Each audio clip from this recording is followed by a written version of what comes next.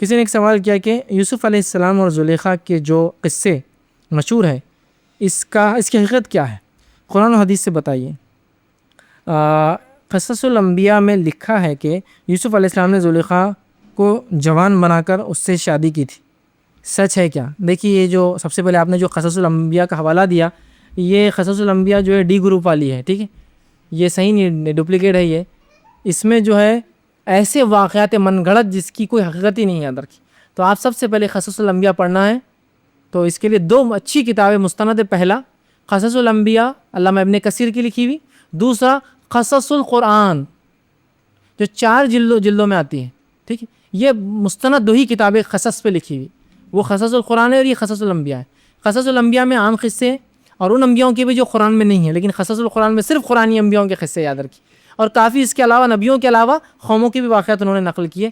تو یہ 2 مستند کتابیں، اس کے علاوہ قصوں کی کتابیں جو اکثر آتی قصص الانبیاء کے۔ میں نے خود ایسی قصص الانبیاء پڑھی کہ شیطان آ رہا اور سور کے چہرے پہ ہاتھ پھیرا تو ایک چوہا نکل رہا، وہ نوح علیہ السلام کی کشتی کو پھاڑ رہا، تو نوح علیہ السلام شیر کے منہ پہ ہاتھ پھیرے تو بلی نکل رہی، بلی نکل کے چوہے کو مار رہی، ٹھیک ہے۔ اور جب سے چوہا بلی کی لڑائی چالو ہو گئی، بولے تو اب قیامت تک چلنے والی ہے۔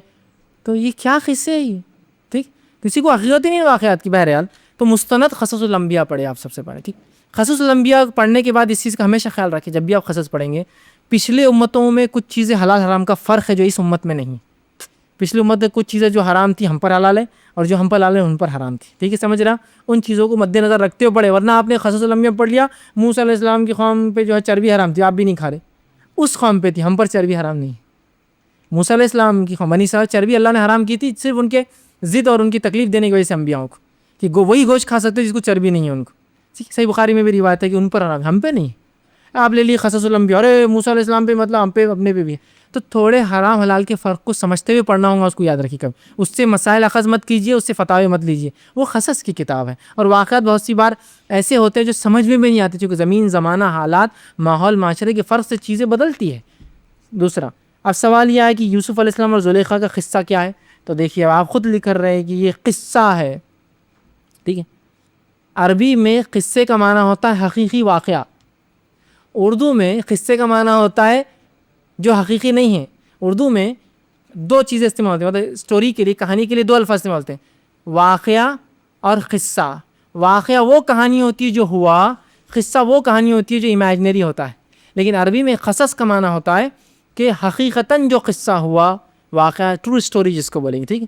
تو یہ واقعہ میں اردو کا قصہ ہی ہے، یہ صرف بات ہے۔ سب سے پہلے تھوڑا سوچئے، اللہ نے قرآن میں فرمایا ہر نیک مرد کے لیے نیک عورت ہے۔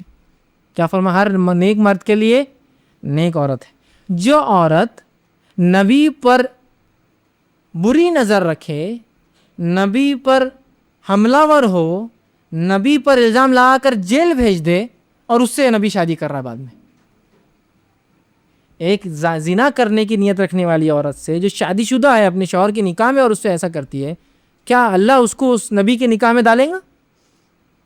اندازہ لگائیے آپ۔ ایسا نہیں ہو سکتا، یاد رکھیے، ایسا نہیں ہو سکتا ہے کہ ایسی عورت جو یہ نیت رکھے۔ اچھا، یہ قصہ کہیں قرآن میں نہیں آتا ہے، زلیخا کوئی نام نہیں، یہ قصہ کہیں بھی کوئی واقعات یا کوئی حدیث میں نہیں آتا، پھر کہاں سے آیا؟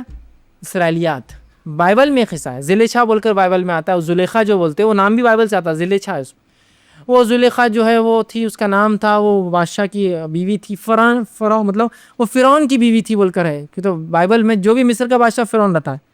اور قرآن کی یہ خصوصیت ہے کہ قرآن نے کہا کہ جب یوسف علیہ السلام کا واقعہ بیان کیا تو کہا عزیز مصر، اور جب موسیٰ علیہ السلام کا واقعہ بیان کیا تو کہا فرعون مصر۔ اور تاریخ آج گواہ ہے کہ یوسف علیہ السلام کے زمانے میں فرعونی حکومت آئی نہیں تھی، اس زمانے میں ہائیکوس ڈائنسٹی تھی جو حکومت کرتی تھی مصر پہ، اور جب موسیٰ علیہ السلام پیدا ہوا اس سے صرف 90 سال پہلے فرعونی حکومت میں شامل، جیسا مغل ہے، یہ ڈائنسٹی ہے، حکومت ایک خاندان کا نام ہے، یہ آدمی کا نام نہیں۔ تو یہ 90 سال پہلے صرف مصر پہ حکومت میں آئے تھے، تو قرآن نے تاریخی فرق کیا، وہ عزیز مصر اور یہ فرعون مصر۔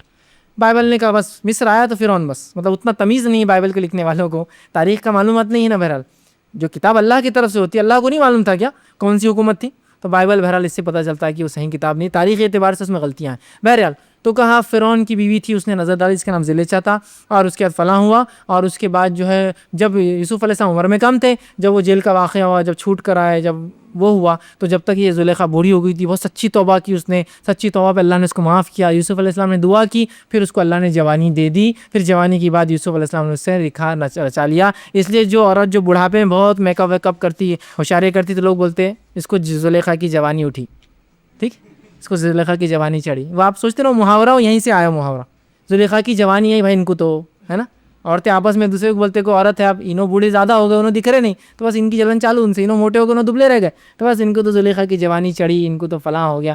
تو یہ کوئی حقیقی واقعہ نہیں ہے، کوئی یہ اسرائیلیات ہے سب۔ اور کیا اسرائیلیت کو لے کے اب اپنی ایمانوں کو خراب کریں گے؟ اور لوگ لگے ہیں بس اے اللہ، شادیوں میں دعا کرتے ایسی محبت تھے جیسا یوسف اور زلیخا میں تھی، اور یوسف زلیخا کی محبت بولے تو وہ بیوی لگ جائیں گی سو کمروں کے اندر اندر اندر۔ یوسف زلیخا نے کیسی محبت کری یوسف سے؟ اس کی محبت غلط محبت تھی نا، اس نے زنا کرنا چاہا یوسف سے، اور زنا نہیں صرف زنا بالجبر کرنا چاہیے نا، دروازوں کے پیچھے لگے قرآن نے کہا ہے نا۔ آپ یوسف اور زلیخا کی محبت بولے تو پھر شادی ہو کے بیوی لے جائیں گے اندر، یہ کوئی محبت ہے؟ جو ثابت شدہ وہ واقعات بولیے آپ، جو ثابت نہیں خواہ مخواہ بول کر کیا فائدہ، ٹھیک ہے۔ تو قرآن میں کوئی زلیخا نہیں ہے، اور سیرت میں کوئی زلیخا نہیں ہے، اور اسی طرح جو ہے آپ نے کبھی زلیخا کا نام نہیں لیا، یہ سب اسرائیلیات ہے۔ تو چھوڑے ایسے واقعات قصوں کو، سچے اور صحیح واقعات اور قصوں کو آپ پڑھیں۔